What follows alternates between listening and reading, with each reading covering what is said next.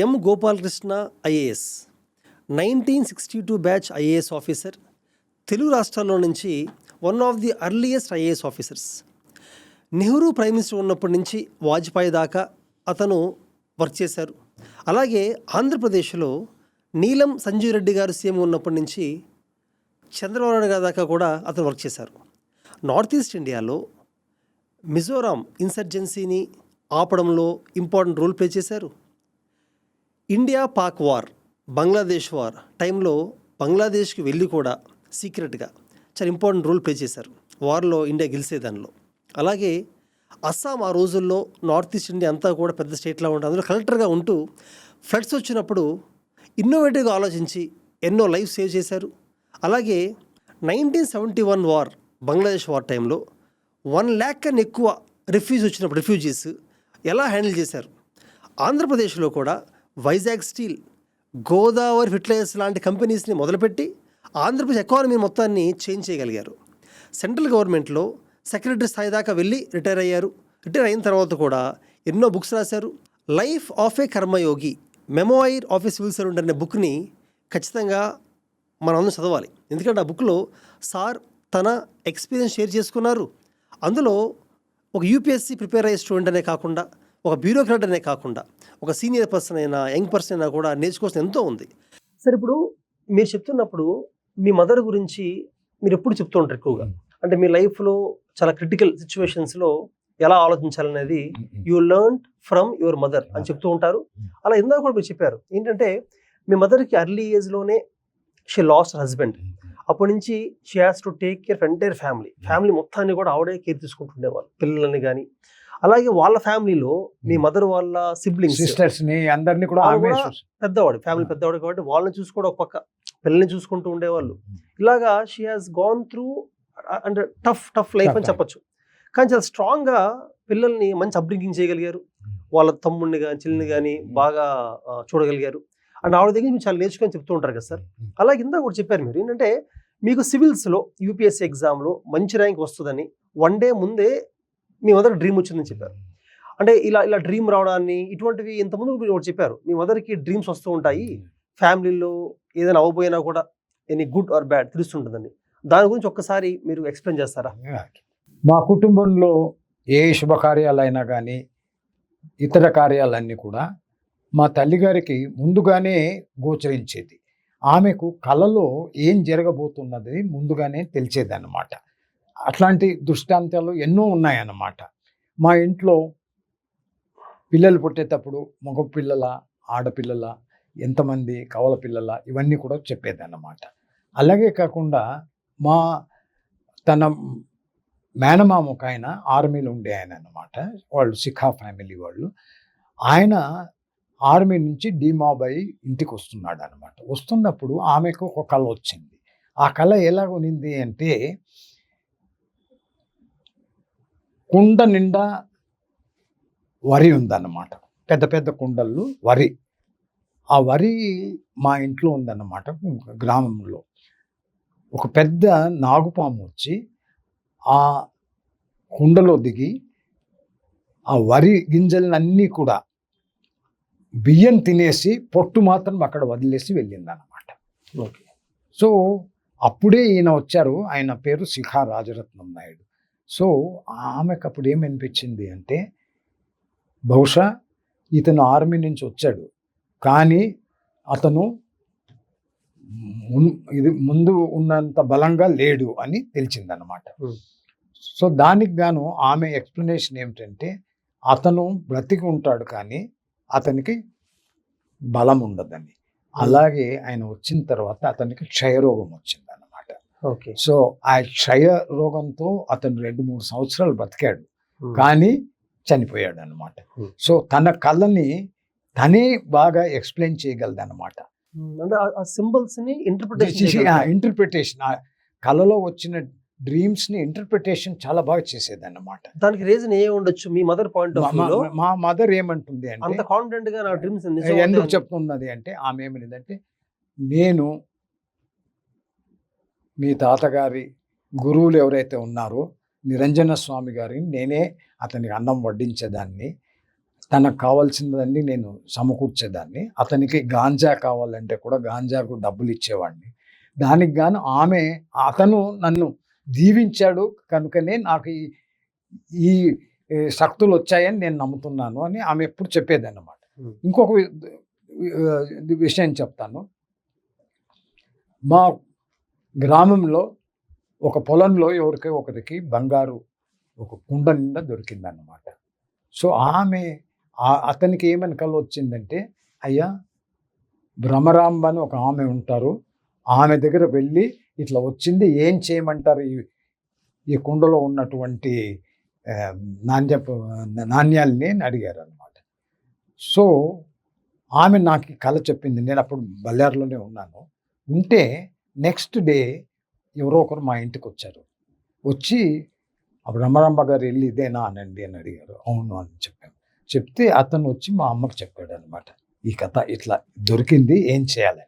ఇప్పుడు నన్ను అడిగాను. నేను అప్పుడు స్కూల్లో ఉన్నాను అనమాట. స్కూల్లో ఉన్నాను, బాయ్ అన్నమాట.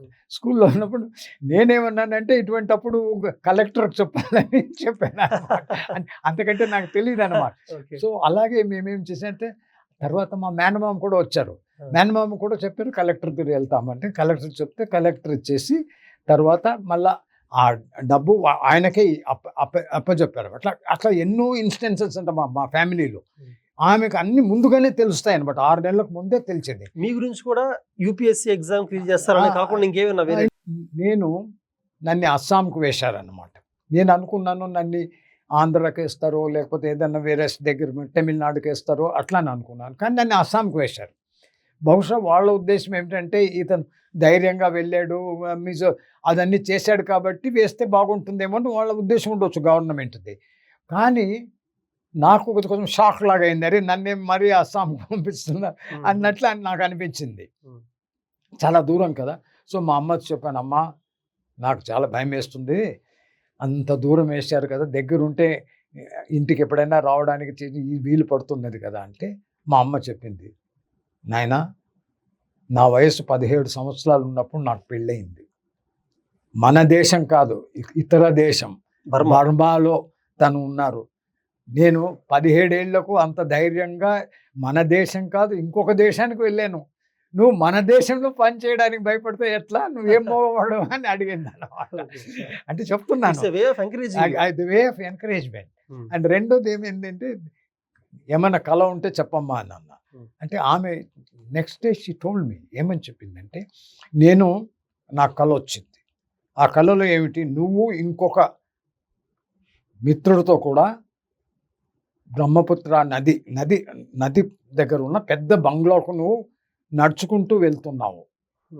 ఆ బంగ్లో చాలా పెద్దది, కానీ దాని కప్పు మాత్రము మామూలు తాట, అదే మన ఇది పూరి పొడుసలాగా ఉంది అని చెప్పింది అన్నమాట.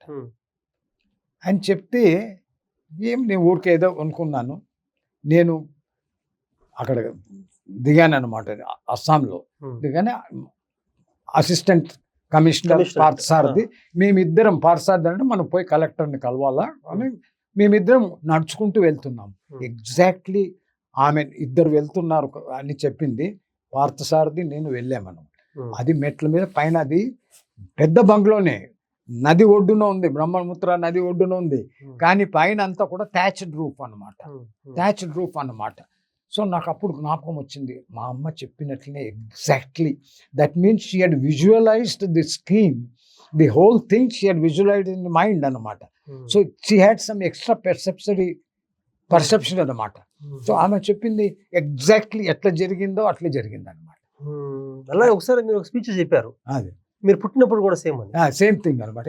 ఎందుకంటే సమ్ పీపుల్ హ్యావ్ దట్ ఇది ఉంటుందన్నమాట.